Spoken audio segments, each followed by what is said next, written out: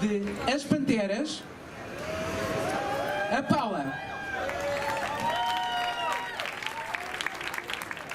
Ora então, antes de mais, felicitar-vos pela maior marcha orgulho de sempre!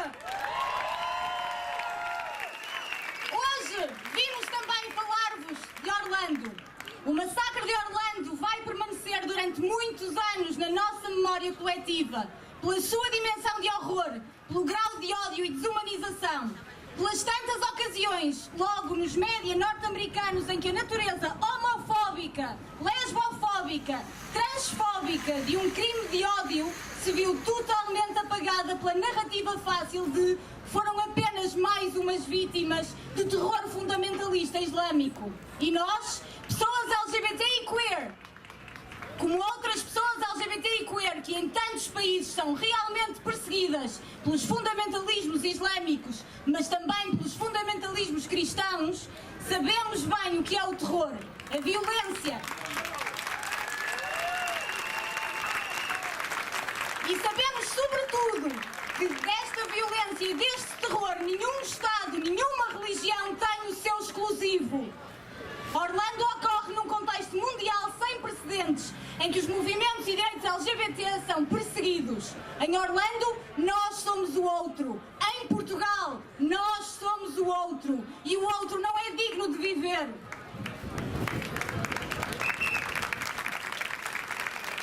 Assim como é mais fácil culpar o outro que olhar para o umbigo de um país produtor e exportador de violência como os Estados Unidos, em que qualquer louco pode adquirir uma arma de assalto, em que 200 leis contra pessoas LGBT foram aprovadas nos anos recentes, em que as leis anti-sodomia se mantêm em vigor em 5 estados, em que os apelos ao ódio de líderes religiosos ou políticos são encarados como mera liberdade de expressão, em que pessoas trans são legalmente impedidas de ir à casa de banho correspondente ao seu género, o combustível de Orlando são a homo, lesbo, bi, transfobia cotidiana, são os fascismos religiosos, são o racismo, são o patriarcado, são o ódio entre comunidades, entre culturas, entre fés, mas é também o imperialismo.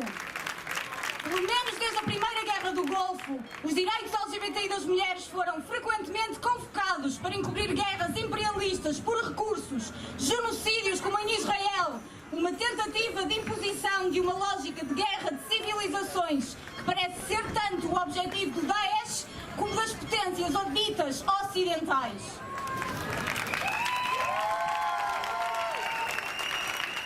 Não há um país saído das desastrosas invasões lideradas pelos Estados Unidos no mundo muçulmano em que a situação hoje não esteja muito mais calamitosa para as pessoas LGBT do que antes. E não pensamos apenas em pessoas atiradas de telhados no Daesh, acusadas de homossexualidade.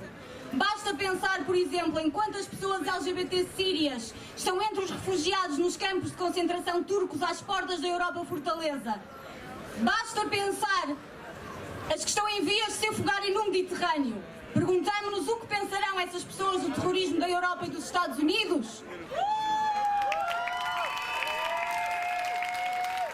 Quantas ditaduras perseguem as pessoas LGBT são apoiadas pela União Europeia e pelos Estados Unidos? O combustível de Orlando é a verdadeira guerra social movida pelo ultraliberalismo global contra os direitos dos povos e das pessoas, pelos mesmos Estados e políticos que choram por Orlando, mas se opõem aos direitos LGBT.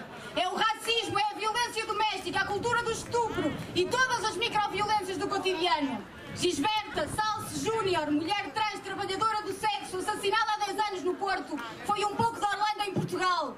Santiago, o jovem trans que se suicidou recentemente em Portugal, foi um pouco de Orlando também. Estamos com as vítimas de Orlando e todas as vítimas do ódio. Estamos também com todas as pessoas muçulmanas ou de países muçulmanos, hetero ou LGBT.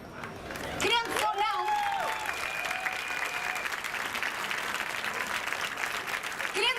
todas as pessoas que se fazem perseguir pela vaga de islamofobia na Europa e nos Estados Unidos. Não compramos a retórica da extrema-direita, não aceitamos responder ao ódio com ódio e confundir bilhões de pessoas e povos inteiros com terroristas. Orlando é um alerta para nos olharmos e pensarmos. Porque precisamos de um movimento, porque temos comunidade gay que discrimina pessoas seropositivas, que está mais preocupada em vigiar a sexualidade dos outros e opor-se à luta pela introdução da profilaxia pré-exposição ou a pré... Porque temos um movimento que está mais preocupado em enfrentar as taxas galopantes, em não enfrentar as taxas galopantes de infecções entre a sua juventude.